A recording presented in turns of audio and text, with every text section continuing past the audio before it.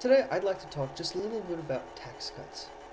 It has been said that the Bush tax cuts of 2001 and 2003 have been instrumental in, number one, um, softening the blow of the last major recession. Number two, increasing the tax base, in other words, increasing tax revenues collected by the government. And number three, decreasing our national annual budget deficits. And while I cannot deny that these tax cuts may have played some role, there's another factor that really needs to be taken into consideration, and this is something that I read about some time ago, and I thought I would comment on it. And that is this other sort of elephant in the room no one seems to want to talk about anymore, is the ever-increasing size of corporate executive salaries and bonuses and so forth. On average, it's been said that corporate executive salaries rise about 10% each year, whereas the average salary raise for middle class workers is quite a bit lower. So let's take an arbitrary figure. Let's say $1 million. Let's say that this corporate executive, one single corporate executive, gets a $1 million raise, per year. Which happens, especially with the executives who are already making several million dollars per year. That $1 million will be taxed at a rate of, I believe it's like 36.9%, somewhere around there. So that means $360,000 whatever plus dollars will be going to the government from that $1 million in salary. Now, if you were to split that $1 million among a much larger group of middle class workers, let's say that each middle class worker gets about $30,000 in a raise instead of giving that entire lump sum to one person.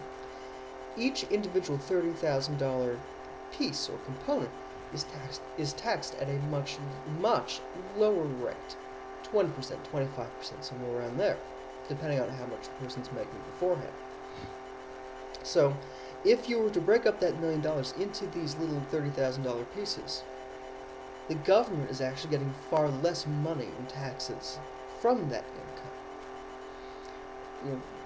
Even if you add those, all those $30,000 pieces together, because they're going to all of these individual people now, the government is still collecting far less money than it would if a single person or a single corporate executive were to get a $1 million raise.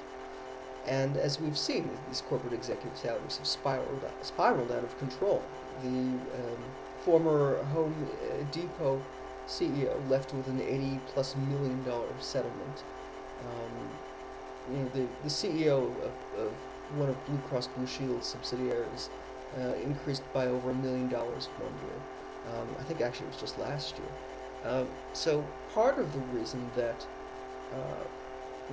we have an offset of part of the reason that our revenues have increased and our budget deficit has also increased is because the government is collecting all of these new taxes in terms of amounts of money from these corporate executives who are taking these incredibly astronomical salaries.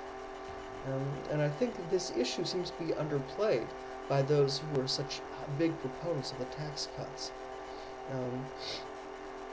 I'd be curious to see what our tax revenue would look like if these corporate executives were forced to redistribute some of their earnings, some of their salary earnings, to lower income people within their companies. I bet those big, huge revenues that people are promoting and boasting about would be quite a bit lower. I mean, think about it. We've got hundreds and hundreds of thousands of companies in this country. How many of them have CEOs making $1 million plus salaries? Quite a few. You take some of that money away and you distribute it to lower class workers, and your tax revenues go down in the process. Just something I thought about.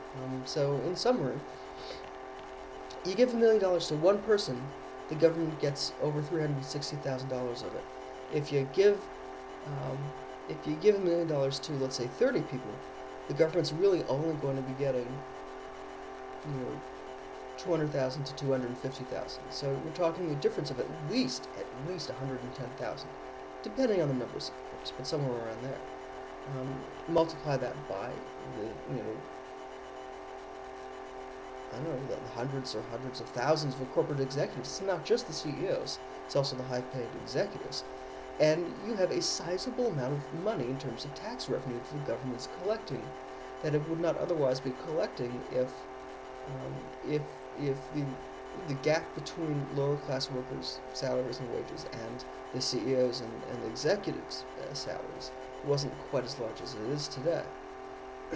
So just something to keep in mind.